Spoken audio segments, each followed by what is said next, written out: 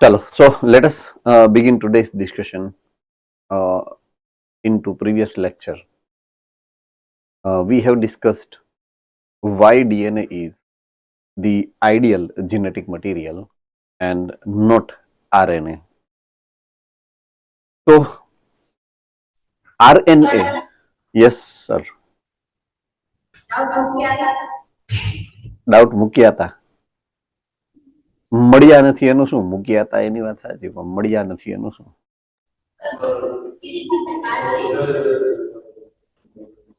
એક જ છે. Hello sir. જી સર. મેથ્સ નું લેક્ચર ક્યારે? મેથ્સના લેક્ચરની તો મેથ્સ વાળાને ખબર હોય ને બેટા. આઈ હેવ નો ક્લુ બેટા, સોરી. 11 વાગે હશે, 11 વાગે.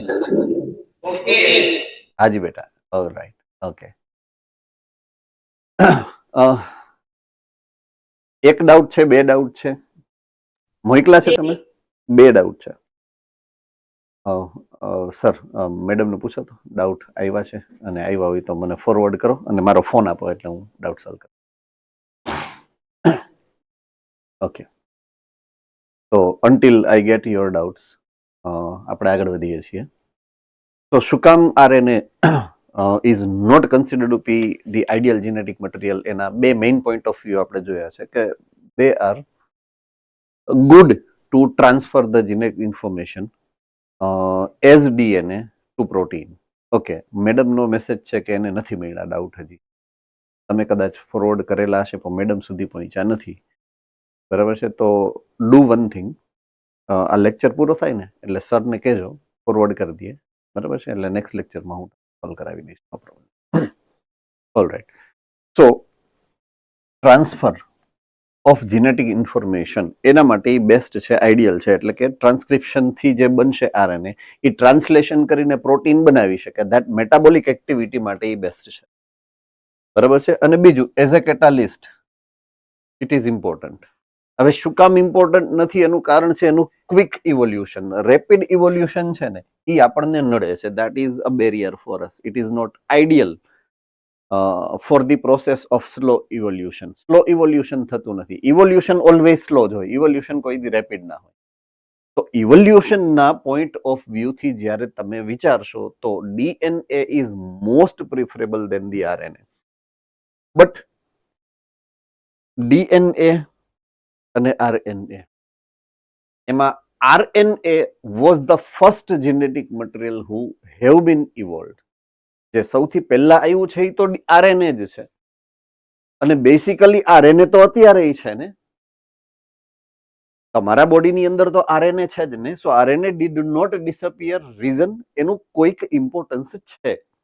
It has its own importance. Do remember this. So એની જે પોઈન્ટ ઓફ વ્યૂની જે જેને કહેવાય ને કે ધી અન્ડરસ્ટેન્ડેબિલિટી છે, એને આપણે બ્રોડન કરીને વિચારીએ so it also has its on world.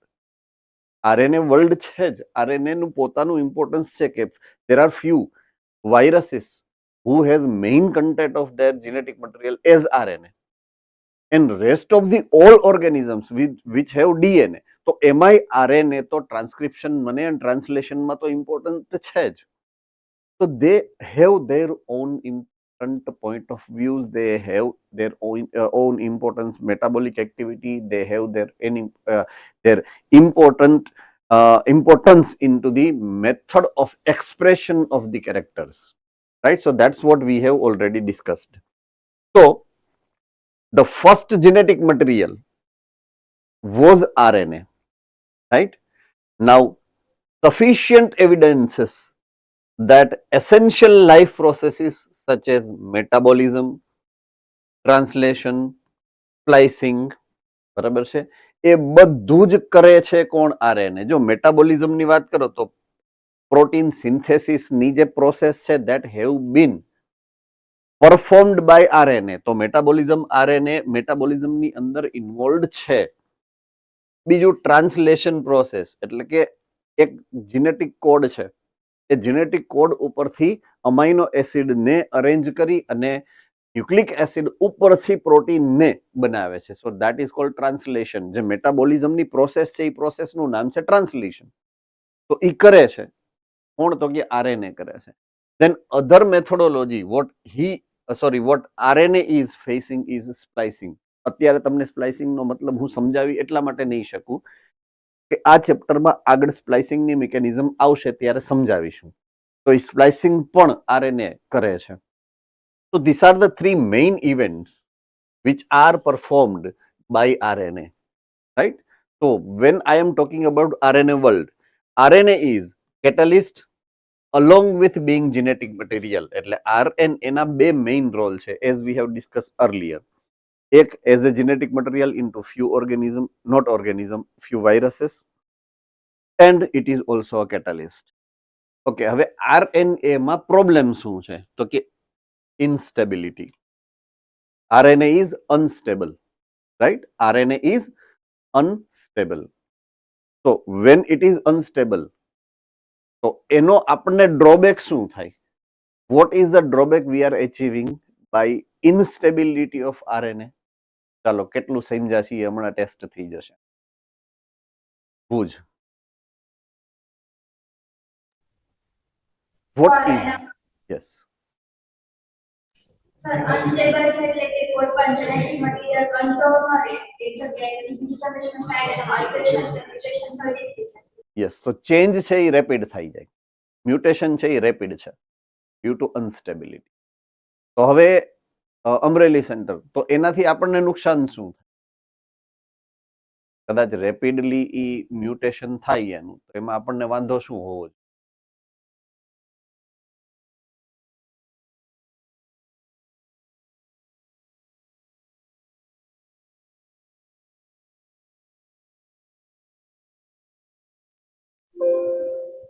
Sir virus જે રેપિડ રેપ્લિકેશન કરે તો આપણને પણ તો એમાં કદાચ કરે છે તો વાંધો શું છે? What is the problem? નેચરની વાત કરો, આપણે પર્સનલ હું અને તું નહીં, નેચરની વાત. નેચરને શું પ્રોબ્લેમ છે એની અગેન? ભુજ, અમરેલી, ભુજ, બેમાંથી જેને પણ આન્સર આવડતો હોય એ કહી શકે. મેં હમણાં જ કીધું, 5 મિનિટ પહેલા જ મેં એક્સપ્લેન કર્યું છે.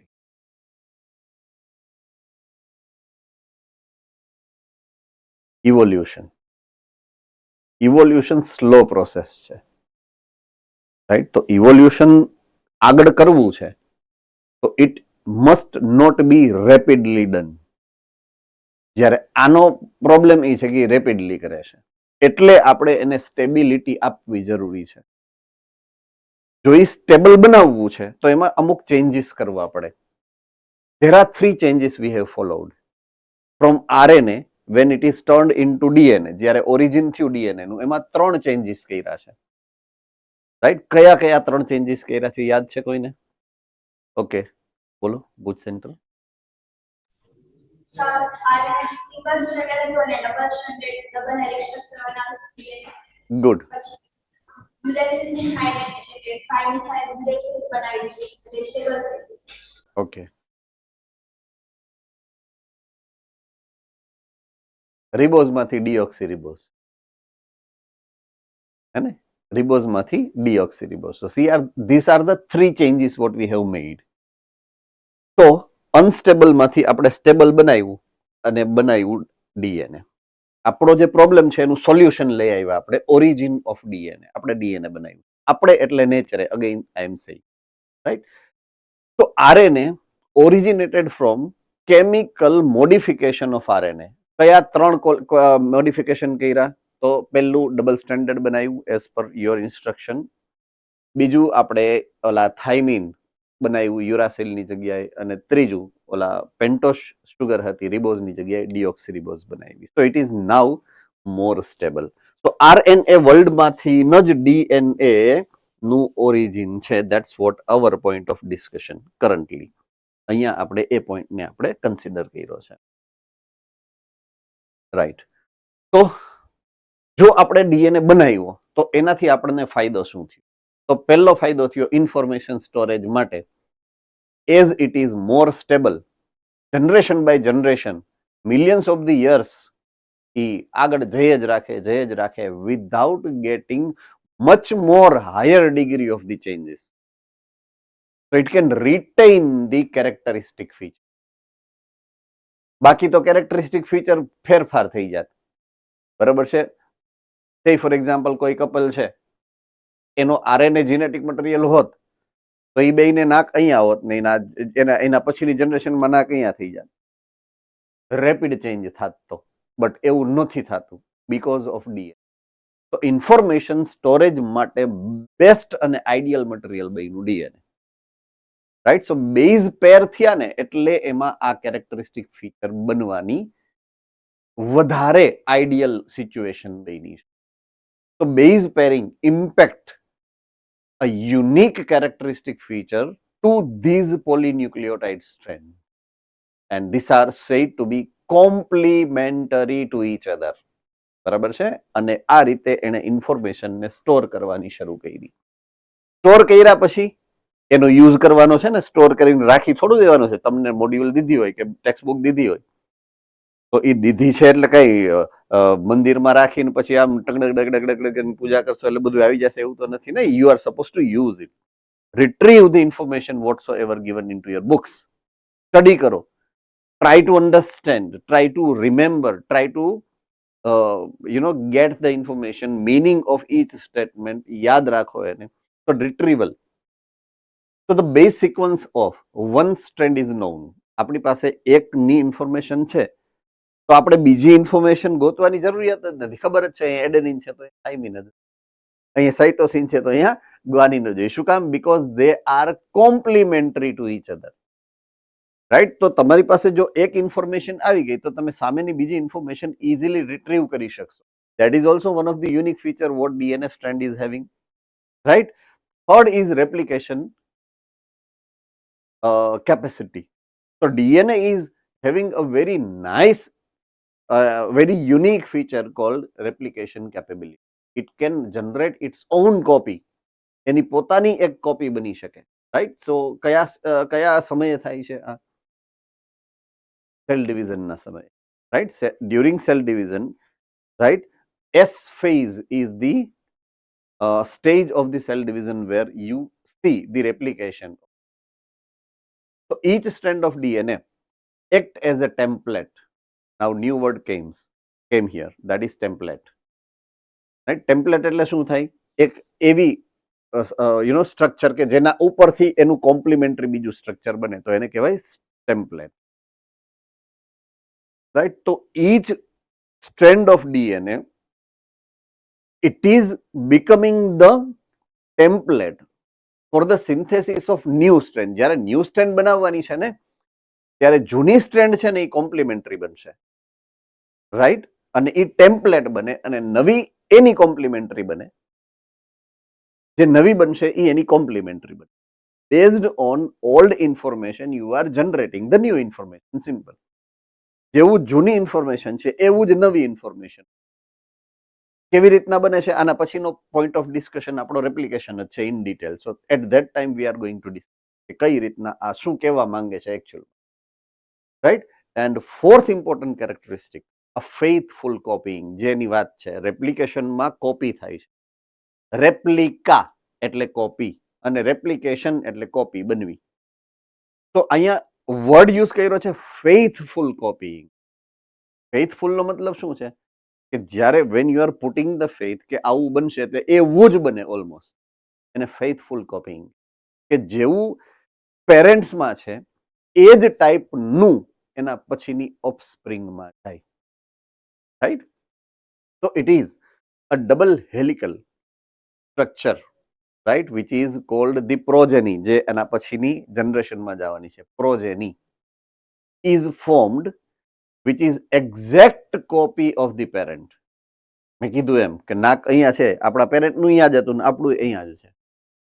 કાન આપણા પેરેન્ટના અહીંયા જ છે ને આપણા અહીંયા જ છે. હાથ આપણા પેરેન્ટના અહીંયા જ હતા ને આપણા અહીંયા. That is exact copy. એટલે જ one type of species producing exact same type of individual as a next generation. કે ચકલીનું ઈંડું ફૂટે તો ચકલીનું બચ્ચું ખબર પડી જ જાય કે આ ચકલીનું બચ્ચું. બરાબર? એમાંથી હાથીનું મદનિયું તો નીકળવાનું નથી. Like that. So that is called faithful copying. So that is also important feature or significance we are getting out of DNA. It is due to DNA એનું સ્ટેબલ જે કેરેક્ટરિસ્ટિક ફીચર છે being stable એને કારણે આપણને આ advantage જે છે એ મળતો હોય છે. Alright, so next mode of ડિસ્કશનમાં આપણે જઈએ છીએ and part 2.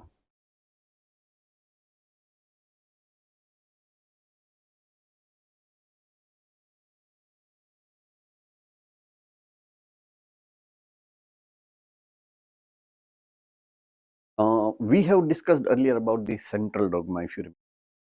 It is the behavior of DNA. DNA શું કરે છે actually. So that central dogma, let us begin with that and then we will think what are we going to discuss in this part 2.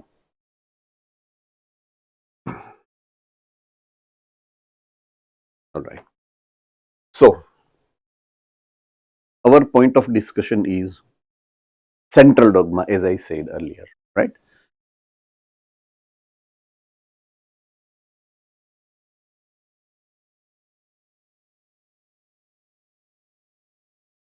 કોણે આપ્યું છે central dogma? Who presented the idea of central dogma? Crick. Yes. Okay, Amrali.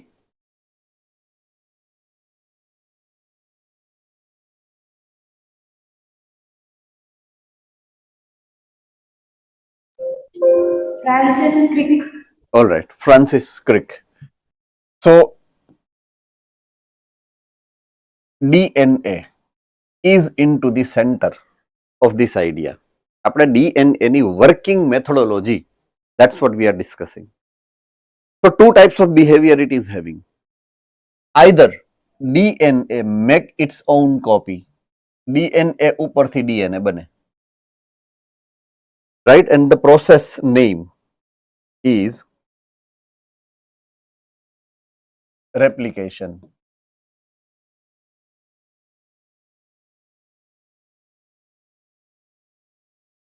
This process is called replication process, right? ક્યારે થાય છે આ process? At cell division.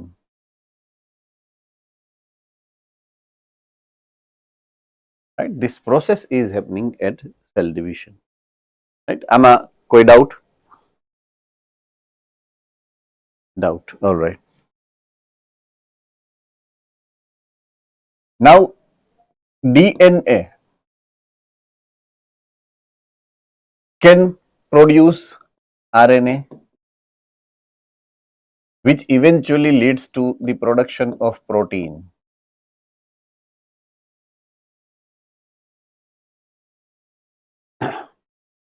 To express the characteristic feature.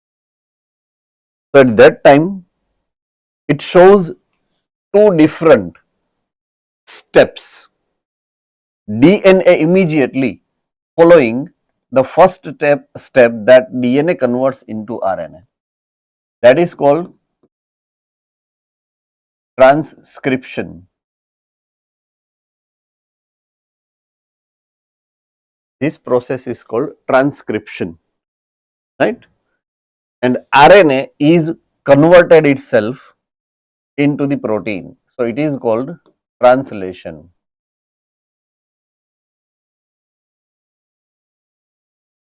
So there are two events which are happening here.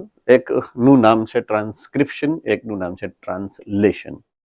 So ultimately with reference to DNA to protein, this event is usually seen during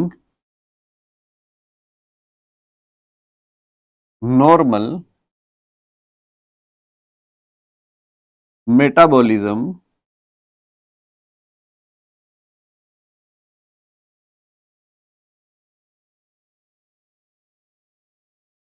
in cell, right? So during normal metabolic activities in the cell shows this pattern.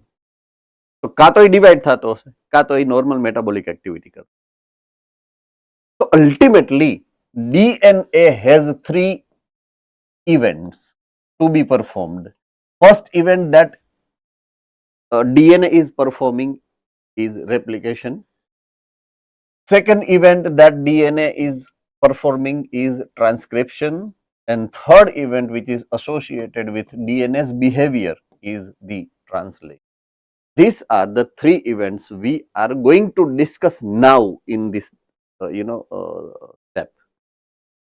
So first is અહીંયા લખેલું જ છે જો DNA replication અને આ છે gene expression. આ છે DNA નું replication, આ છે expression. તો આનો મતલબ સમજાયો મેં કે આ જે લખેલું છે એનો મતલબ શું, રાઈટ? તો it is based on the central dogma.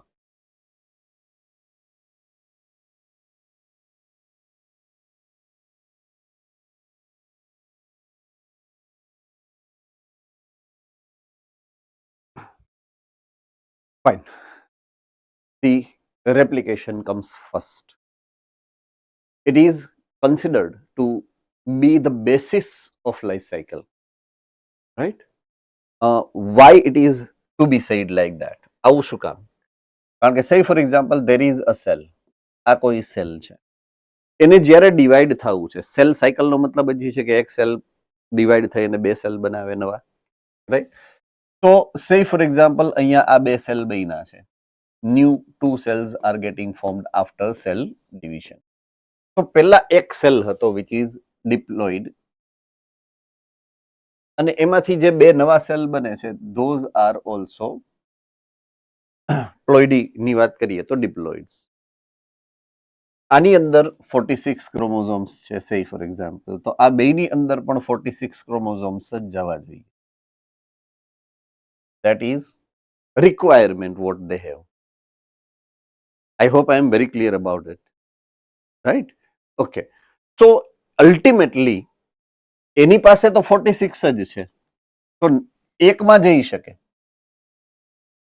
બીજાના 46 નું શું? And this is why they are doing this replication.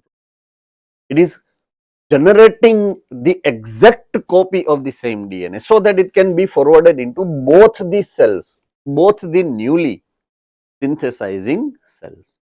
And that is what the reason we requires to have replication. આપણે replication કરાવવું શું કામ પડે છે એની પાછળનું આ એક logical reason. And that's why it is said now that it is the basis of life cycle of cell. સેલની લાઈફ સાયકલ માટેની આ રિક્વાયરમેન્ટ છે replication. Clear to you? Right? All right. So Watson and Crick, while proposing the double helical structure of DNA, immediately proposed the scheme of this replication as well. એણે જ આ સમજાયું છે, બીજા કોઈએ નહીં કે આવું થાય એમ. Okay. It has not escaped our notice that the specific pairing we have postulated immediately suggests a possible copying mechanism for the genetic material. આપણે જે આ સ્ટેટમેન્ટમાંથી લેવાનું છે ને મેઇન ઇમ્પોર્ટન્ટ પોઈન્ટ ઈ મેં હાઇલાઇટ કરી દીધો, ઈ કોપી કરે છે, રાઈટ? તો આપણે જે એમ્ફેસાઇઝ કરવાનું છે, જે પોઈન્ટ ઓફ વ્યૂ જે એણે પ્રપોઝ કર્યું મોડેલ ઓફ ડીએનએ, એને જે whatsoever the observation they have made, એમાંથી એને જે ઇમ્પોર્ટન્ટ ફેનોમિના નોટિસ કર્યો એ નોટિસ આ છે કે કોપીઇંગ મિકેનિઝમ છે એમાં. ડીએનએ ની એક એબિલિટી છે, ડીએનએ ની એક કેપેસિટી છે, it can copy the genetic material, right? Okay. These schemes suggest that the two strand પહેલા તો એ સેપરેટ થાય and act as a template for the synthesis of new and complementary strand. જો દરેક points ને દરેક words ને emphasise કરવા પડે. તો યુ હેવ ડીએનએ, સે ફોર એક્ઝામ્પલ આ ડીએનએ છે, આ ડીએનએ ને જ્યારે કોપી કરવી છે, ડીએનએ ને જ્યારે રેપ્લિકેશન કરવું છે, ત્યારે શું થાય ખબર છે? આ ડીએનએ ની બે સ્ટ્રેન્ડ અલગ થઈ જાય, એટલે આ એક સ્ટ્રેન્ડ થઈ ગઈ, આ બીજી સ્ટ્રેન્ડ આ અલગ થઈ ગઈ એકબીજી. સેપરેટ થાય. શું થાય? સેપરેટ થાય. પછી આ બંને એક્ટ એઝ અ ટેમ્પલેટ. એ બે ટેમ્પલેટ બને અને એ બેયમાં સામે કોમ્પ્લિમેન્ટરી સ્ટ્રેન્ડ બને.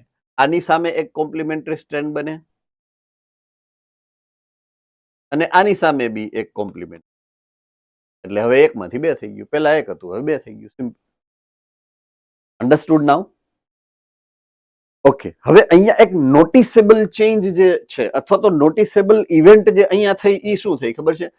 જો આ જે નવું બન્યું ને એમાં એક જૂનું છે ને એક નવું છે. જુઓ, એક સ્ટ્રેન્ડ જૂની છે ને એક સ્ટ્રેન્ડ નવી છે. રેડી? ઈ નોટિસેબલ ઇવેન્ટ છે આપણા માટે. એને હાઇલાઇટ કરવાની છે અને એના ઉપરથી next point of view semi conservative model of replication એ લોકોએ આપ્યું છે. એને જે પ્રેઝન્ટ કર્યું છે વોટસન એન્ડ ક્રિકે, that is semi conservative model.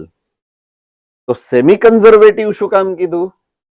કારણ કે જ્યારે રેપ્લિકેશન થાય ત્યારે જૂનું જે પેરેન્ટલ ડીએનએ હતું ને એ પેરેન્ટલ ડીએનએ ની એક સ્ટ્રેન્ડ હોય એની સામે એક નવી સ્ટ્રેન્ડ બને છે. એક જૂની સ્ટ્રેન્ડ હશે, એક નવી સ્ટ્રેન્ડ હશે. એટલે અડધું જ નવું બને, અડધું તો એને પહેલેથી જૂનું છે એ મળે છે. એટલે એને કહેવાય અડધું જૂનું હતું એને કેરી ફોરવર્ડ કરવું, કન્ઝર્વ કરવું. Semi conservative model of replication કહેવાય. ચાલો, તો અહીંયા તમને જે એક્ઝામ્પલ અહીંયા એઝ અ ડાયાગ્રામ્સ અહીંયા આપેલું, સોરી. તો that diagram if you C, તો આ ડીએનએ ની સ્ટ્રેન્ડ ને જો આમ ખોઈલી છે. તો this is one strand, this is the other strand. આવી બે સ્ટ્રેન્ડ છે તમારી પાસે જે ઓલ્ડ સ્ટ્રેન્ડ છે.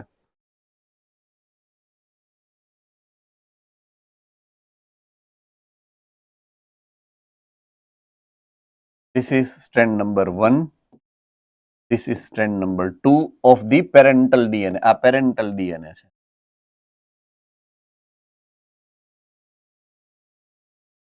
એ પેરેન્ટલ ડીએનએ ની જે આ ફર્સ્ટ સ્ટ્રેન્ડ છે એ આવી રહી. રાઈટ? અહીંયાની આ સ્ટ્રેન્ડ આ છે. બટ એની સામે ન્યુલી સિન્થેસાઇઝિંગ સ્ટ્રેન્ડ છે જે આની કોમ્પ્લિમેન્ટરી બને છે ઈ આ છે. અહીંયા બી એમ જ છે. અહીંયાથી આ સ્ટ્રેન્ડ નવી કોમ્પ્લિમેન્ટ. તો અડધું જૂનું છે, અડધું નવું છે. This is how it is getting followed when it is getting આ ફર્સ્ટ કોપી થઈ, આની આ પહેલી કોપી થઈ અને એની આ બીજી કોપી થઈ. આ એક, આ બે રેપ્લિકા થઈ. 2 copies they are producing from one. ચાલો, આમાં ડાઉટ છે કોઈને? પક્કા? શ્યોર ના? Alright.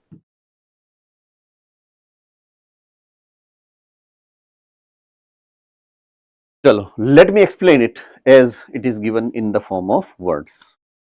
Okay. After replication is completed, જ્યારે રેપ્લિકેશન પૂરું થાય છે ત્યારે, એટલે at the end, right? Each new DNA molecule consists one parental, જો આવી રહી આ parental છે, and the other newly synthesized strand. એટલે અડધી જૂની છે, અડધી નવી છે. This method of replication is called semi-conservative way or method of replication. Ready? Okay. એના સ્ટેપ્સ છે. Both strands of parental DNA gets separated. આ પહેલી વસ્તુ થાય. First event. Getting separated. જો આવી રહ્યું. આ first event. Separation. Right? Okay. Each strand is acting as a template. એ અહીંયા છે. આ ટેમ્પલેટ છે. એના ઉપરથી આ નવી બની. Each strand is acting as a template here. આ ટેમ્પલેટ બન્યું, આ ટેમ્પલેટ બન્યું, આ એના ઉપરથી અહીંયા નવી સ્ટ્રેન્ડ જે છે એ સિન્થેસાઇઝ થાય. અન્ડરસ્ટુડ નાઉ? તો acting as a template. Third point. Now each new molecule contains one old and one new strand. આ one old છે, આ one new છે. બે હોય એની પાસે. એક નવી છે, એક જૂની સ્ટ્રેન્ડ છે. So this is how eventually replication process is happening. આ રીતે રેપ્લિકેશન છે.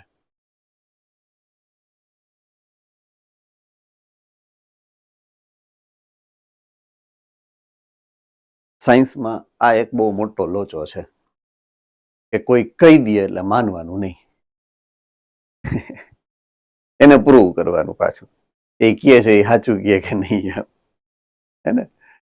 તો એક્સપેરિમેન્ટલ પ્રૂફ ઓફ જે વોટસન અને ક્રિકે કીધું કે ભાઈ સેમી કન્ઝર્વેટિવ મેથડથી રેપ્લિકેશન થાય છે.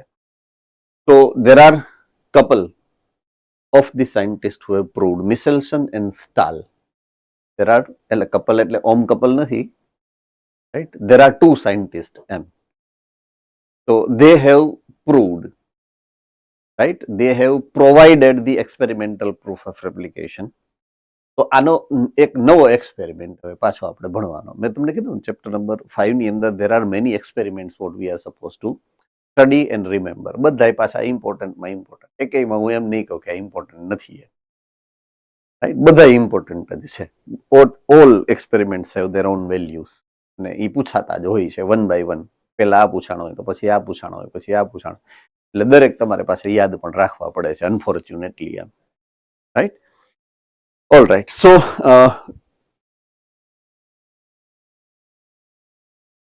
આવી કંઈક ડાયાગ્રામ હશે તમારી બુકની અંદર. આમાં જે ફોટોગ્રાફ છે ને એ ગુજરાતી વાળો છે, એટલે better you open your own book and I hope you got that, right? Okay. Now we are supposed to prove semi-conservative model of DNA replication. એટલે એમાં તમારે કન્સિડર શું કરવાનું? What you are suppose two consider is new DNA. New DNA માં એક part જે છે ને એનો ઓલ્ડ છે અને એક પાર્ટ ન્યૂ છે. આપણે એને ફોકસ કરી અને સમજવાનું. તો એને બેને આઈડેન્ટિફાઈ તો કરવું પડે ને કે આમાં જૂનું કયું અને નવું કયું. આપણને કેમ ખબર પડે એમ?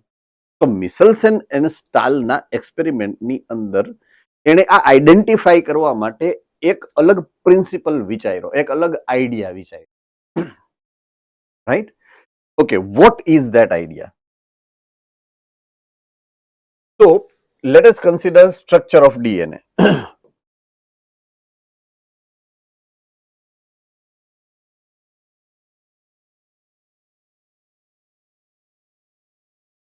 It is polynucleotide.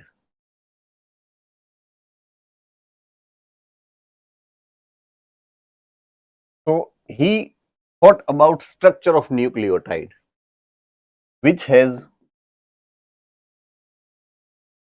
nitrogen base. Okay. What they have emphasized on this experiment is this nitrogen structure. They have taken two different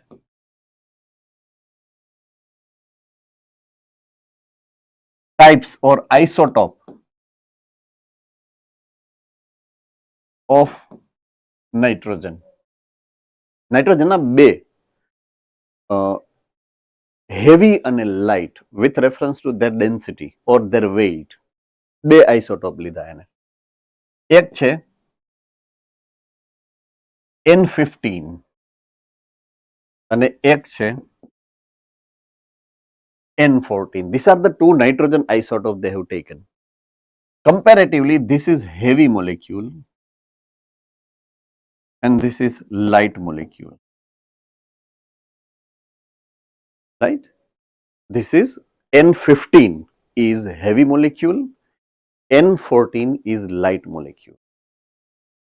Okay. Now let us consider the organism what they have chosen for this experiment is E. coli.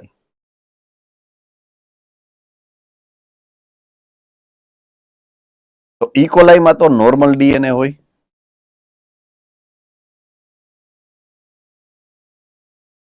Normal DNA માં normal nitrogen હોય.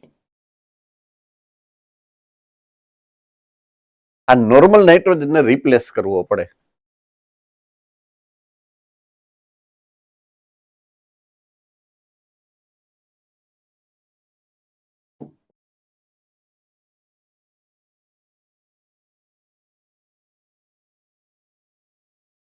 by N15. So what they have done is they have taken the culture medium,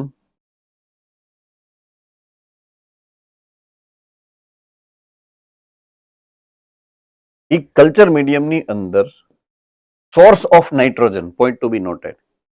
જો એને nucleotide બનાવવો છે તો એને nitrogen base જોઈએ. Nitrogen base ને નાઇટ્રોજન જોઈએ. નાઇટ્રોજનના સોર્સમાં from some molecule it is taking the nitrogen to form nitrogen base.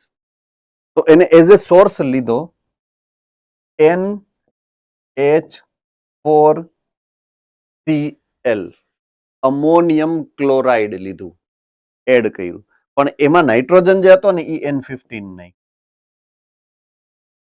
અમોનિયમ chloride લીધું એને કલ્ચર મીડિયમની અંદર as a source of nitrogen. હવે આની અંદર ઈ કોલાઈને એને કલ્ચર કર્યા, એટલે હવે જે રેપ્લિકેશન થાય એમાં એને નાઇટ્રોજન બેઝ જોઈએ. એ નાઇટ્રોજન બેઝના નાઇટ્રોજન N15 વાળા હોય. રાઈટ? समझ में आ रही है बात કે નહીં? ઓકે. એક વાર, બીજી વાર, ત્રીજી વાર, ચોથી વાર. આનો ડિવિઝનનો ટાઈમ છે ઈ કોલાઈનો, ખબર છે કેટલો છે? 20 મિનિટ્સ. રાઈટ? 20 મિનિટ્સમાં ઈ ડિવાઈડ થાય. તો 20 મિનિટ્સમાં ઈ ડિવાઈડ થાય.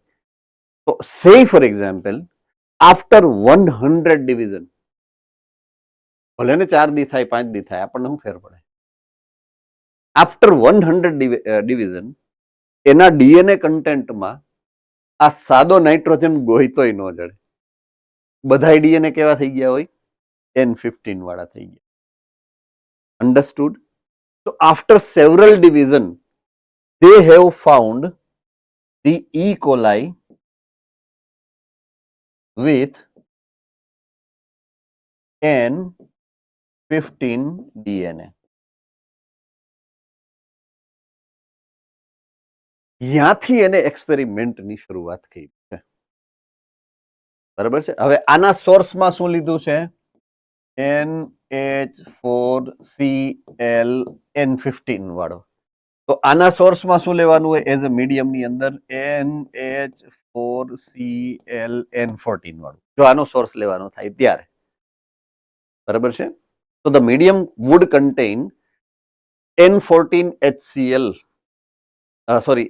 N14H4Cl, that is ammonium chloride with N14 or ammonium chloride with N15. તો N15 નો ટાઈમ પૂરો થઈ ગયો, એનું આપણે જોઈ લીધું કે N15 વાળો આપણે ઈ કોલાઈ પ્રોડ્યુસ કરી લીધા. Now we have the E coli with N15 DNA. આટલું તો સમજાઈ ગયું. ત્યાંથી આપણે આ એક્સપેરિમેન્ટની શરૂઆત કરવાની છે. This experiment has to be started with that. તો તમે એક્સપેરિમેન્ટ ખોલશો ને એટલે સૌથી પહેલા તમને આ ડાયાગ્રામમાં ઉપર એવું લખેલું છે N15 DNA. જુઓ જોઈએ, મળી ગયું છે?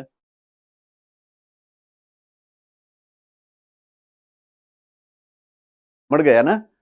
તો એ ક્યાંથી આવ્યું એ સમજાઈ ગયું હવે? Right? How he has produced, not he but they, કારણ કે બે જણા છે.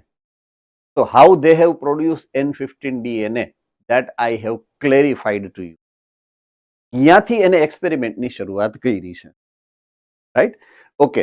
N15 DNA જ્યાં ફર્સ્ટ છે, જે આમાં 3 સ્ટેપ આપ્યા છે, ફર્સ્ટ, સેકન્ડ અને થર્ડ. તો ફર્સ્ટ સ્ટેપમાં નીચે એક સરસ મજાની ટેસ્ટ ટ્યુબ આપેલી હશે તમને, આડી પાડેલી છે, ધબાક કરતી, આમ આડી, ઓલી કુલ્ફી જેવી છે, દેખાય ને? એક સ્ટીક એ છે એમાં પાછી. So that diagram is there, right? Okay. So ultimately એને કર્યું છે શું ખબર છે? આ ઈ કોલાઈને લીધા, આ ઈ કોલાઈને એક ટેસ્ટ ટ્યુબમાં ભર્યા.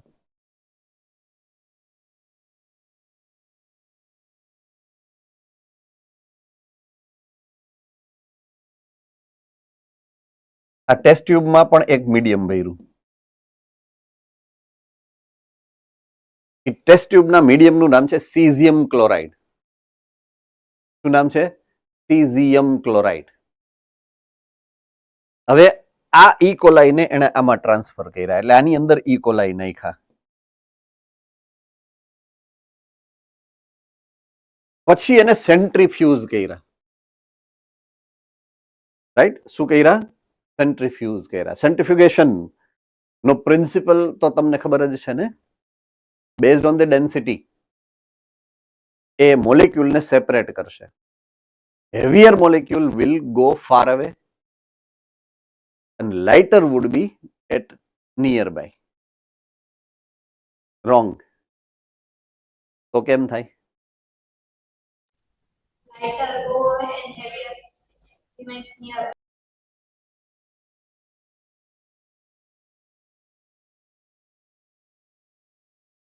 ઊંધું થાય. Heavier go away, lighter would remain on the top. એટલે આમાં મૂવમેન્ટ આ ડાયરેક્શનમાં થાય. જો આ ડાયરેક્શન તો હેવી હોય ને એ નીચેની બાજુએ. એટલે આ N15 છે. N15 કેવું હોય? હેવી હોય. કેવું હોય? હેવી. એટલે એનું એક્યુમ્યુલેશન ક્યાં થશે જુઓ જોઈએ તો at the base, towards the base એનું એક્યુમ્યુલેશન થશે. એટલે ઈ કોલાઈ જે છૂટા હતા ને એ અલ્ટિમેટલી ભેગા ક્યાં થશે? બેઝમાં. તો this is a band of E coli. આ બેન્ડ ક્યારે મળે? After the end of the centrifugation process. હવે જુઓ જોઈએ ઓલી કેન્ડી, એમાં ઈ બેન્ડ જો તમને નીચે મળશે. રેડી? અંડરસ્ટુડ નાઉ? તો that's what they have indicated here. આ બેન્ડ છે એ નીચે છે. ડ્યુ ટુ સેન્ટ્રીફ્યુગેશનમાં જેટલો હેવી મોલેક્યુલ હોય ને એ એટ ધ બેઝ ગોઠવાય અને જે લાઇટ હશે ને ઓન ધી ટોપ ગોઠવાય. તો એક એવો રેફરન્સ છે. એની નીચે લખેલું છે જુઓ, હેવી ચેઇન એવું લખેલું, હેવી લખેલું હશે. જુઓ તો મળ્યું. રાઈટ? એ શું ઇન્ડિકેટ કરે છે કે આ તળિયે શું કામ બેહી ગયું છે? કારણ કે એ હેવી છે. હેવી છે ને એટલે એ તળિયે છે. અંડરસ્ટુડ નાઉ? તો અહીંયા આ જે બેન્ડ છે, ફર્સ્ટ ઓફ ઓલ આ જે બેન્ડ છે એની અંદર આ બંને ડીએનએ N15 વાળા છે. ઈ કોલાઈ છે N15 ના ડીએનએ વાળા. એટલે એનું જ્યારે સેન્ટ્રીફ્યુગેશન થશે તો દે both are heavy chain because of N15 અને એ બે નીચે જ હોય. ચાલો હવે 20 મિનિટ્સ પછીની ઈ સ્ટોરી કરીએ. 20 minutes we have allowed them to divide. તો ફર્સ્ટ ડિવિઝન થાય. તો according to semi conservative method આ બે સ્ટ્રેન્ડ પહેલા તો એકબીજાથી છૂટી પાડે. પાડી દઉં છૂટી? ઓકે ચાલો. આ એક સ્ટ્રેન્ડ અને આ બીજી સ્ટ્રેન્ડ. બરાબર છે? Okay, now comes one more point of view which has to be considered. કે અહીંયા મેં જે કલ્ચર મીડિયમ મારે વાપરવાનું છે, કલ્ચર મીડિયમ, એ કલ્ચર મીડિયમ હું રાખીશ N14 વાળું. N14 વાળું.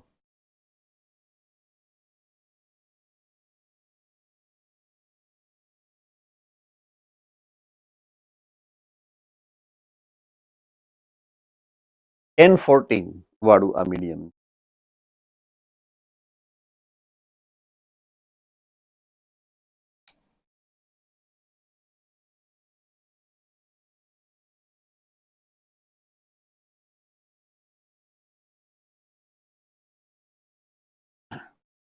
તો હવે જે નવી સ્ટ્રેન્ડ બનશે, નવી સ્ટ્રેન્ડ N14 વાળી બનશે. જૂની સ્ટ્રેન્ડ જે રેપ્લિકેશનમાં એક સ્ટ્રેન્ડ હતી પેરેન્ટલ હશે અને નવી જે બનશે એ અલગ બનશે. તો આ N14 ડીએનએ બનશે.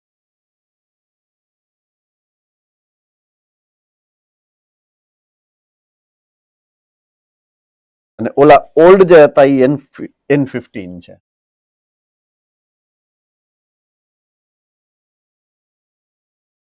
ચાલો આ સ્ટેપ તમને સમજાઈ ગયું છે? Yes or no? ઓકે. હવે હું આ સ્ટ્રેન્ડ સિંગલ લઉં, સે ફોર એક્ઝામ્પલ હું આને લઉં અને આનું વજન કરું, તો would it be the same as the parental or એનો વજનમાં કઈ ફેરફાર હશે? Is there any difference into the weight of that newly synthesized જેને કહેવાય કે chain, or it would be different in the weight?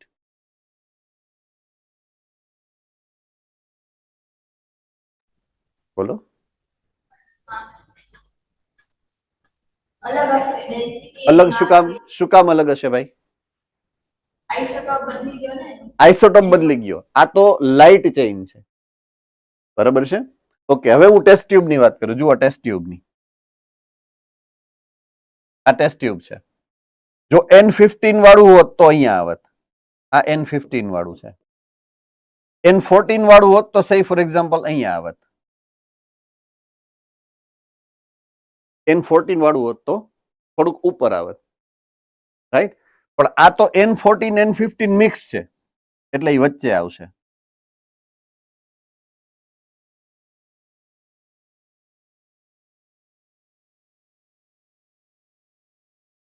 N15 no band અહીંયા આવે, N14 નો બેન્ડ અહીંયા આવે અને N14 નો બેન્ડ અહીંયા આવે. આ ઇન્ટરમીડિયેટ છે.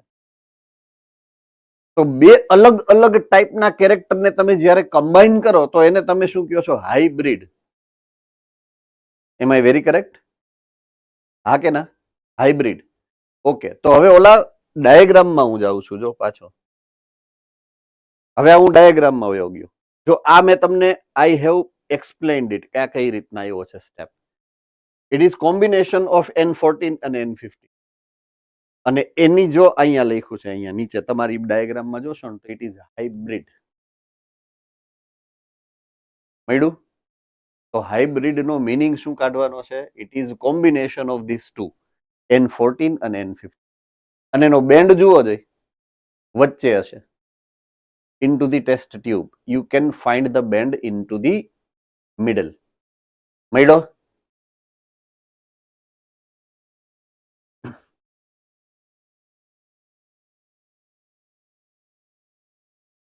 ચલો, so this is after 20 minutes. હવે one more division we are allowing. So after 40 minutes. After 40 minutes, what would be the condition? Right?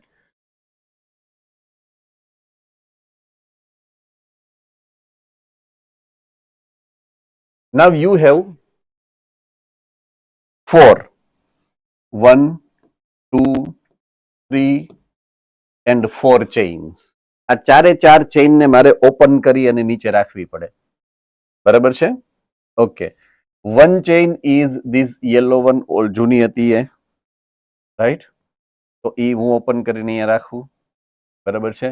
બીજી આ N14 વાળી છે ઈ, આની કોમ્પ્લિમેન્ટરી, તો ઈ મેં ઓપન કરીને રાખી અહીંયા. પછી ત્રીજી મેં આ ચેઇન રાખવી પડે મારે, બરાબર છે? ચાલો ઈ રાખી દઈએ આપણે. અને ચોથી જૂની હતી N15 વાળી, એને મારે રાખવી પડે આમ. So these are the 4 chain which are getting opened. ચાલો આમાં કોઈને કઈ મુશ્કેલી? ઓકે, હજી આમાં કલ્ચર મીડિયમ કયું છે? What is the culture medium? Culture medium which is containing NH4Cl, same to same, N14 વાળું. તો નવી જે સિન્થેસિસ થશે એ કેવી થશે? N14 વાળી થાય કે N15 વાળી થાય? ન્યૂ સિન્થેસિસ N14 વાળું થાય કે N15 વાળું થાય? 14 વાળું. તો ચાલો કરીએ. આ ન્યૂ સિન્થેસિસ થયું, બરાબર છે? આ ન્યૂ સિન્થેસિસ, આ ન્યૂ સિન્થેસિસ થયું અને આ બી ન્યૂ સિન્થેસિસ. આ બધી N14 વાળી થઈ, બરાબર છે?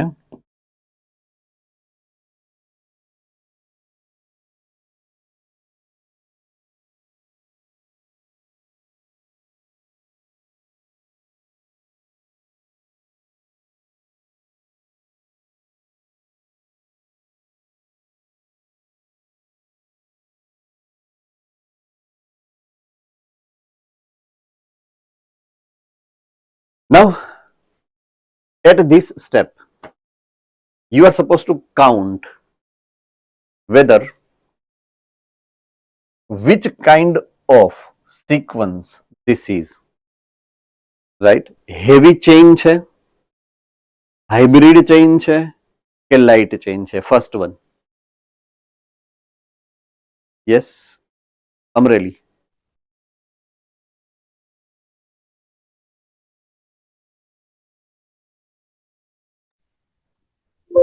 Hybrid. ઓકે, પહેલી છે હાઇબ્રિડ. બીજી? Light. ઓકે, બીજી છે લાઇટ. ભુજ. ત્રીજી? Light. લાઇટ. અને ચોથી? Hybrid. So there are two hybrid and there are two light chain. 50-50. Correct? Right? So third step diagram નું જોઈ લ્યો. Third step diagram નું. Second generation. So first one light, second one, third one hybrid and fourth one light. એટલે બે light છે અને બે heavy છે. Sorry, intermediate છે. Hybrid છે.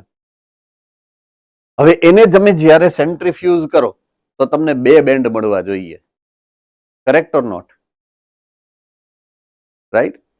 એક બેન્ડ મળશે હાઇબ્રિડનો જે વચ્ચે હોય અને એક બેન્ડ મળે લાઇટ ચેઇનનો જે ઉપર હોય. રાઈટ? તો એની અંદર આ બે બેન્ડ મળે તમને, આ એક અને આ બે, કારણ કે એક હાઇબ્રિડનો બેન્ડ છે ને એક લાઇટ ચેઇનનો બેન્ડ છે. આ લાઇટ ચેઇન છે, સોરી, આ બેન્ડ લાઇટ ચેઇનનો છે અને હાઇબ્રિડનો બેન્ડ આ છે. So you can find these two bend into that diagram. જોઈ લ્યો, જોઈ મળ્યો તમને એવું ડાયાગ્રામ ની અંદર દેખાય છે? Perfect, right? So this is what they have given into the form of diagram. A diagram ની અંદર છે. હવે આપણે શું આમાં પોસ્ચ્યુલેટ શું કાઢવાનું? What we are supposed to understand by this experiment એની વાત કરીએ. બરાબર છે?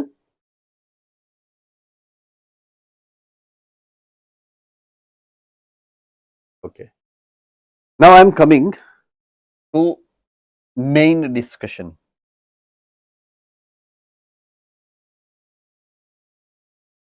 અહીંયા N15 any quantity 100% છે. Means there are two chain, both are N15 chain. ચાલો, doubt? Okay. When I am coming to first generation, આ પેરેન્ટલ જનરેશન છે. હવે હું જ્યારે એમાંથી F1 માં આવું છું, I have N15 અને N14 બેયનું કોમ્બિનેશન. તો અહીંયા N15 જે છે રિડ્યુસ થઈ 1, 2, 3, 4 out of 4 chain, 2 chains are N15. So reduce થઈને ક્યાં સુધી પહોંચ્યું? 50% chain are N15 chain and 50% chain is N14 chain. Replace થઈ N15 થી. When I am coming to F2, filial to second generation, so again they have two types of chain. N15 chain પણ છે એની પાસે, N14 chain પણ છે. Now percentage wise તમે કાઢવા જાઓ, what is the percentage? 1, 2, 3, 4, 5, 6, 7, total 8 chains are found. 8 માંથી કેટલી ચેનલ છે? બે જ ચેઇન એવી છે કે જે N15 chain out of 8. તો percentage કેટલા થાય? 25. રાઈટ? અને N14 ના percentage થઈ ગયા increase 75. હજી આની નીચે જાવ તો F3 માં what can you assume? N15 and N14. તો 100 માંથી અડધા થયા, આમાંથી અડધા થયા, તો આના અડધા થવા જોઈએ. તો અડધા થાય તો કેટલા થાય? 12.5%. જો N15 ના થાય તો N14 ના કેટલા થાય?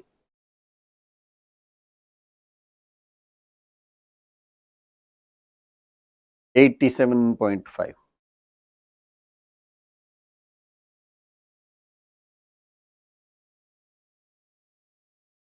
ફિફ્થ જનરેશન નું પૂછે તો કેલ્ક્યુલેટ કરી લેજો. સિક્સ્થ જનરેશન નું પાછું કેલ્ક્યુલેટ કરી. આવા ક્વેશ્ચન આવ્યા છે ઇન પાસ્ટ. અન્ડરસ્ટુડ? આવા ક્વેશ્ચન પાસ્ટમાં આવ્યા છે. એટલે that is the reason I have clarify this point of important છે તમારા માટે ફોર ફ્યુચર આસ્પેક્ટ. રેડી? સો એ કદાચ આ ટાઈપના ક્વેશ્ચન જનરેટ કરી શકે. So now let me come to the discussion. In the semi-conservative method, this experiment is perfectly proving what we are assuming. After the first division, all DNA is hybrid. Right? પહેલું division થયું એટલે બે DNA કેવા મળ્યા? બે hybrid મળ્યા. Understood? Okay. After second division, 50 hybrid, 50 light. Right? આવ્યા. આ બે છે એ લાઇટ છે, આ બે છે એ હાઇબ્રિડ છે. 50% hybrid, 50% light. After the third division 25% hybrid and 75% is light DNA. એ મેં હમણાં કેલ્ક્યુલેશન તમને સમજાયું. So the experimental result were in a complete agreement with the replication or prediction of the semi-conservative method. જે prediction semi conservative મેથડથી થવું જોઈએ exactly એ જ પ્રપોર્શનમાં તમને હાઇબ્રિડાઇઝેશન મળે છે. તો that is the experimental proof which is provided by Meselson and Stahl experiment.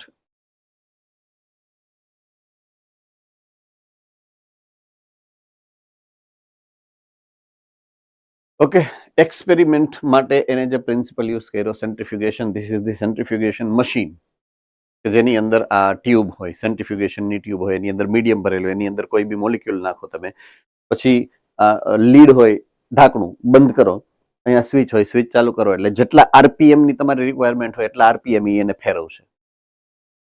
તો એ જ્યારે ફેરવે ત્યારે આ ટેસ્ટ ટ્યુબ જે આમ સ્ટેન્ડ બાય મોડમાં છે ને, સ્ટેન્ડિંગ, એ પછી આમ થઈ જાય, આમ કારણ કે ઝૂલી જાય, ઓલા નો આપણે મેળામાં ઓલા ઝૂલો હોય એવી રીતના ઈ હેંગ થઈ જાય. તો હેવી મોલિક્યુલ હશે ને એ એટ ધી બેઝ ગોઠવાશે, અને લાઇટ મોલિક્યુલ હશે ને એ ઓન ધી ટોપ ગોઠવાશે. તો આ this is the principle of the centrifugal force. એટલે this instrument is centrifugation instrument. Right? તો એને અહીંયા એક્સપ્લેન કર્યું છે કે સેન્ટ્રીફ્યુગેશન છે શું એમ. તો centrifugal force is a force that attempt to push rotating object away from the center. Away from the center મોકલે.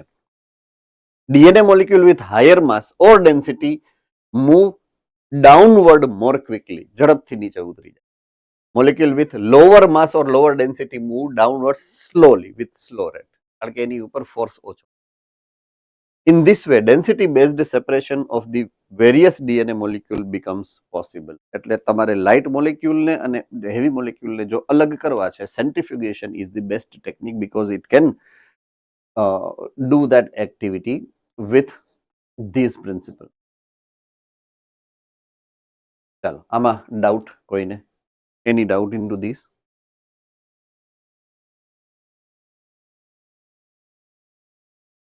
ઓલરાઈટ, આપણે અત્યારે જેની વાત કરી હતી that was E. coli, right? Prokaryotic.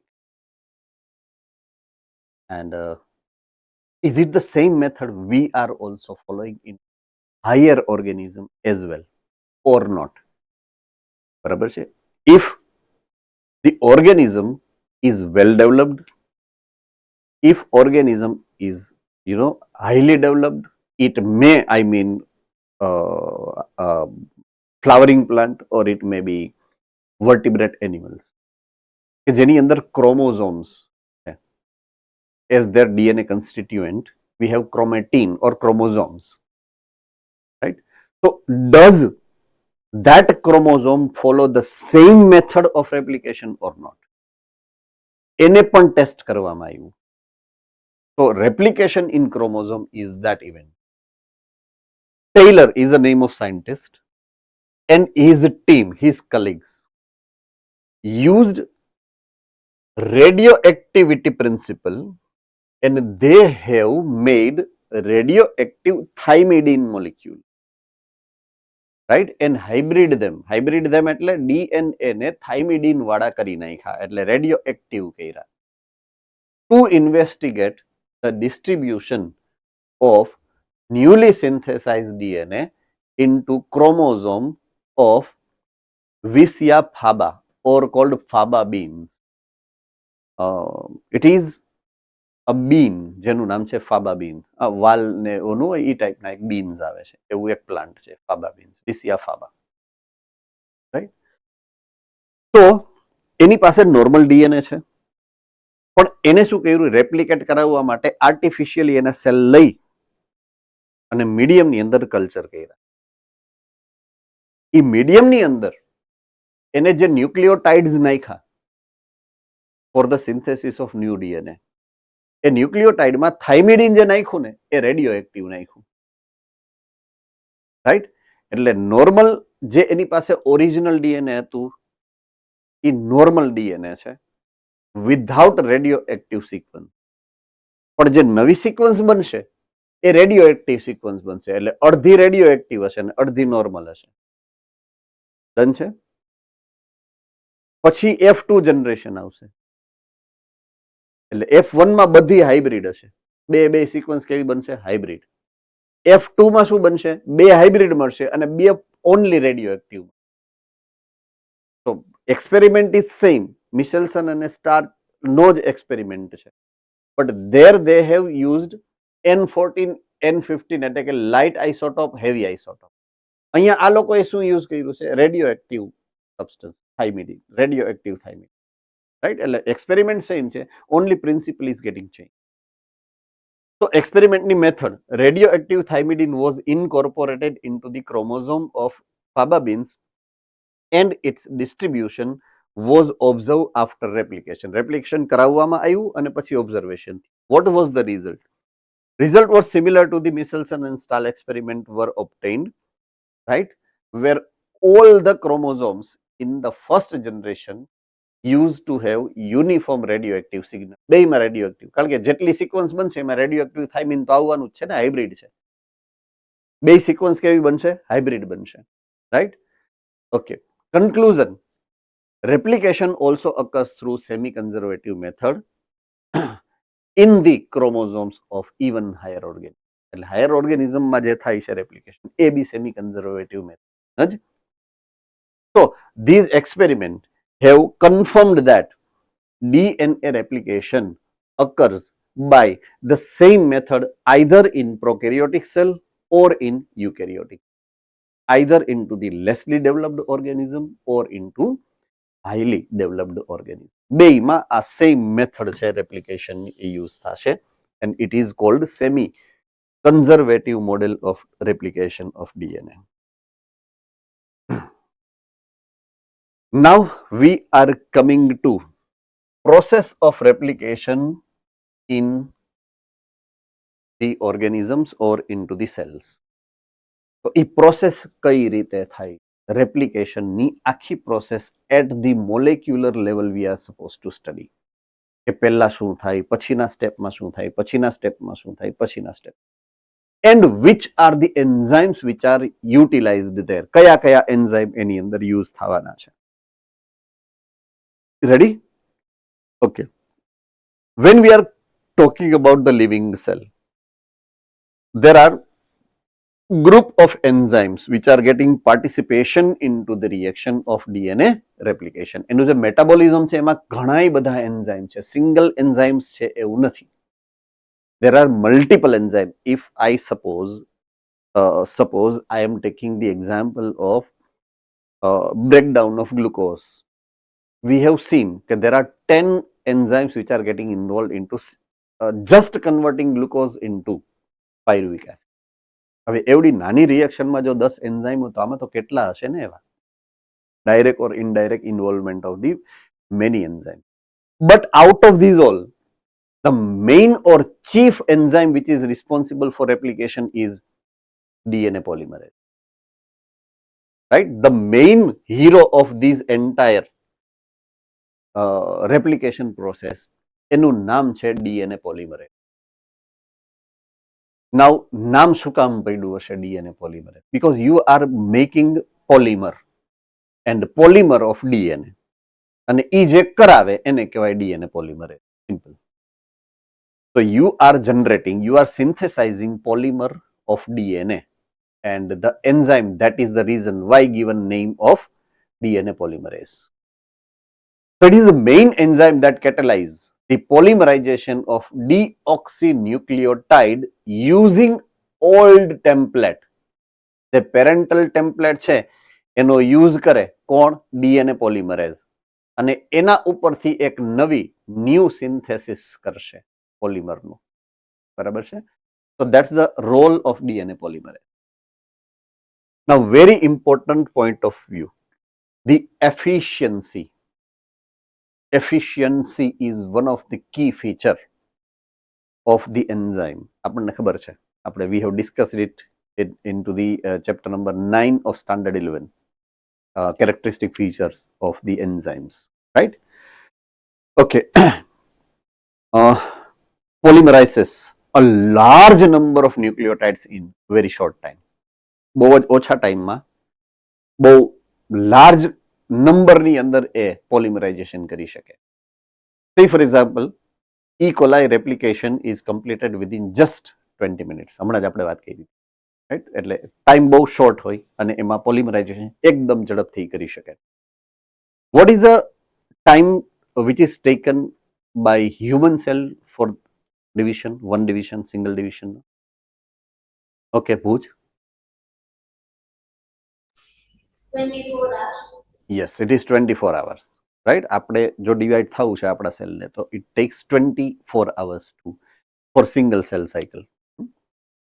Okay. Very importantly, as it is very complex mechanism, it requires large quantity of energy. અને એનર્જીની જરૂરિયાત બહુ ઝાઝી છે. Right? Okay. What is source of energy? એનર્જીનો સોર્સ કોણ છે મેટાબોલિઝમનો? યસ? Carbohydrates, glucose, ATP.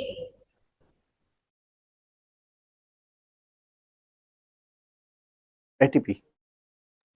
મેં એવું કીધું મેટાબોલિઝમમાં, not for your cell, for your metabolism. એવો વર્ડ વાપરો કે મેટાબોલિઝમમાં એનર્જીનો સોર્સ કોણ છે? એટીપી. જો મેં એવું કીધું કે તમારા બોડી કે તમારા સેલ માટે એનર્જીનો સોર્સ કોણ છે? then it can be glucose. Ready? All right. So ATP is the source of energy. What is full form of ATP?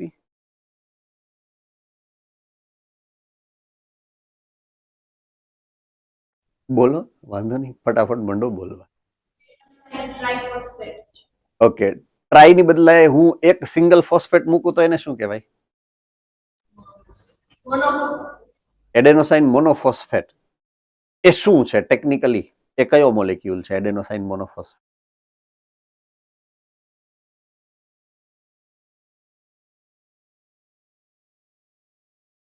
What kind of molecule is adenosine monophosphate?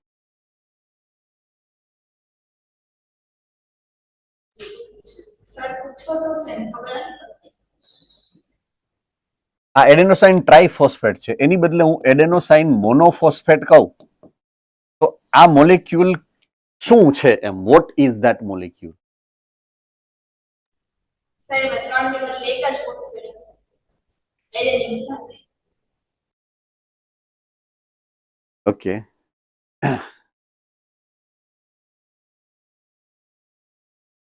Right. આનું structure ખબર છે કેવું છે AMP નું? ખબર છે? Okay. Can you explain a bit? એડેનિનના મોલેક્યુલમાં એડેનોસાઇન જે મોલેક્યુલ છે એનામાં ફોસ્ફેટ એડેનિનના molecule phosphate. Okay. Say for example, adenosine બનાવવું પહેલા એડેનોસાઇન. આ શુગર છે, બરાબર છે, આ એડેનિન છે, આ એડેનિન ન્યુક્લિયોટાઇડ એડેનિન છે, અને એમાં મેં આ ફોસ્ફેટ કર્યો, બરાબર છે. તો આ થઈ ગયો AMP. તો આ છે હું ટેકનિકલી હું તો પૂછું છું ક્યારનો, આને શું કહેવાય? ન્યુક્લિયોટાઇડ. તો ક્યારનો એ તો પૂછું, એ ન્યુક્લિયોટાઇડ છે. ઇટ ઇઝ ઓકે, એટલે તો મેં ક્લેરિફિકેશન આપ્યું ને, મને ખબર પડી ગઈ કે નથી સમજાતું એટલે મેં વધારે ક્લેરિફાય કર્યો એમ. અલ્ટિમેટલી મારે તો પહોંચવાનું છે જ્યાં પહોંચવાનું છે કે સે ફોર એક્ઝામ્પલ હવે મારે જો ડીએનએ નો પોલિમર બનાવવો છે તો મારી રિક્વાયરમેન્ટ શું છે? ન્યુક્લિયોટાઇડ. ન્યુક્લિયોટાઇડ અને એ જ ન્યુક્લિયોટાઇડ પાછો એનર્જીના સોર્સમાં કામ આવે છે ને. ભલે એને એનર્જી આટલી બધી જોઈએ છે પણ એ એનર્જીનો દાતા પોતે જ છે ને, એટલે પોતે કમ્પેન્સેટ કરી લેશે. Main point of view is this to be understood, right? So deoxy ribonucleoside triphosphate આવી રહ્યો, આ ટ્રાઇફોસ્ફેટ. એ પછી એટીપી હોય, જીટીપી હોય, સીટીપી હોય કે ટીટીપી હોય, 4 પ્રકારના ટ્રાઇફોસ્ફેટ બનાવી શકે જ્યારે એને એનર્જીની એઝ એ એનર્જી સોર્સની રિક્વાયરમેન્ટ છે. પહેલી ચોઇસ છે એટીપી, જો નો હોય તો જીટીપી. એ બે નો હોય ને તો ઓલો થાઇમિન વાળો, ગ્વાનિન વાળો એ પણ યુઝ થાય, બરાબર છે. તો એ પોતે જ ડીઓક્સી રાઇબોન્યુક્લિયોસાઇડ ટ્રાઇફોસ્ફેટ ડીએનટીપી નો યુઝ. ડીએનટીપી ના ફોર્મેટ કયા કયા? પહેલો ચોઇસ એટીપી, બીજો ચોઇસ જીટીપી, અને બે નો હોય તો કા સીટીપી ઓર ટીટીપી.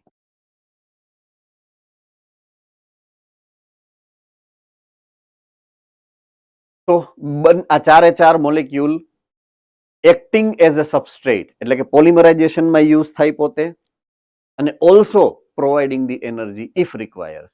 બે કામ કરી શકે, એટલે as a source of energy એ યુઝ થાય અને એઝ અ સબસ્ટ્રેટ એ યુઝ થાય.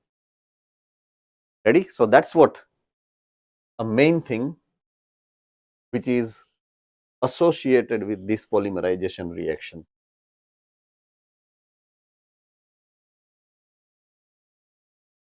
All right.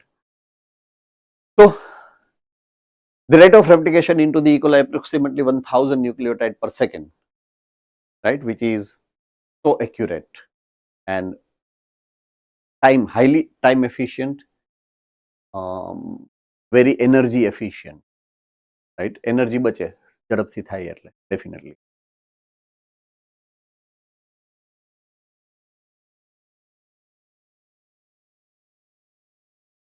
All right.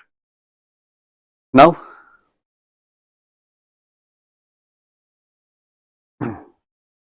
this is the diagram you can find again into your book if you open.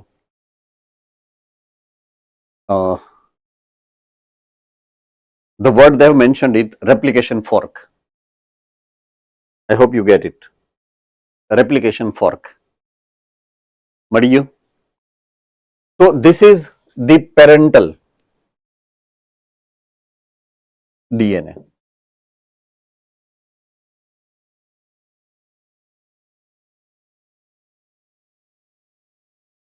Or I can say it is template.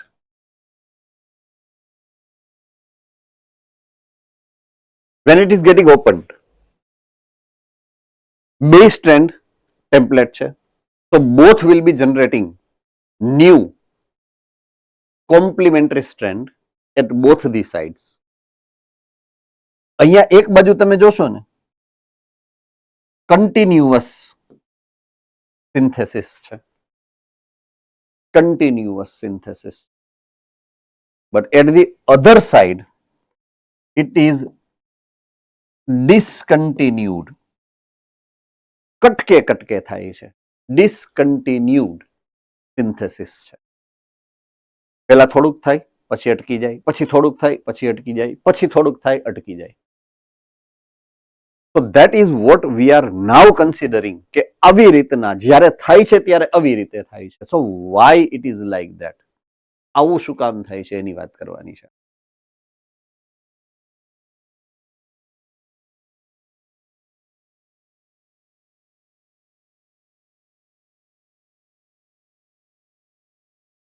So your heading is continuous and discontinuous replication. Right? So continuous and discontinuous replication. શું છે એ મેં દેખાડ્યું. હવે આપણે એને સમજવાનું પણ છે કે why it is like that. So replication occurs in a small unwind segment. આખે આખું નોખું નથી પડી જતું ડીએનએ. નો, ડીએનએ કોઈ એક એન્ડ માંથી થોડુંક આમ અનવિન્ડ થાય, બે સ્ટ્રેન્ડ અલગ પડે અને તરત જ ત્યાંથી ઓલું રેપ્લિકેશન શરૂ થાય. એટલે એક જ ભાગ નાનકડો એવો જ એવો હશે, ઓનલી સ્મોલ પાર્ટ જ એવો હશે કે જે અનવિન્ડેડ દેખાશે તમને. બરાબર છે? એન્ડ ઈ જે અનવિન્ડેડ પાર્ટ જે સ્ટ્રક્ચર બનાવે છે, that structure is called replication fork, જેની ડાયાગ્રામની વાત આપણે હમણાં થોડીક વાર પહેલા થઈ. DNA polymerase can only catalyze polymerization into this direction. 5' to 3' માં જ થાય. જો એનો અર્થ શું કરવાનો છે તમારે, રાઈટ? જે આ નવી સ્ટ્રેન્ડ બને ને, નવી, જૂની નહીં, નવી સ્ટ્રેન્ડ જે બને છે એનું ડાયરેક્શન છે આ 5' થી 3'. અન્ડરસ્ટુડ? 5' થી 3' ના ડાયરેક્શનમાં થાય synthesis. New synthesis. So direction of the synthesis is 5' to 3'. Now we are supposed to always remember this rule. Synthesis of the polymerization is always from 5' to 3' direction. Right? So we have two strand. એક strand હતું આપણી 3' to 5' template. એમાં continuous replication થાય છે.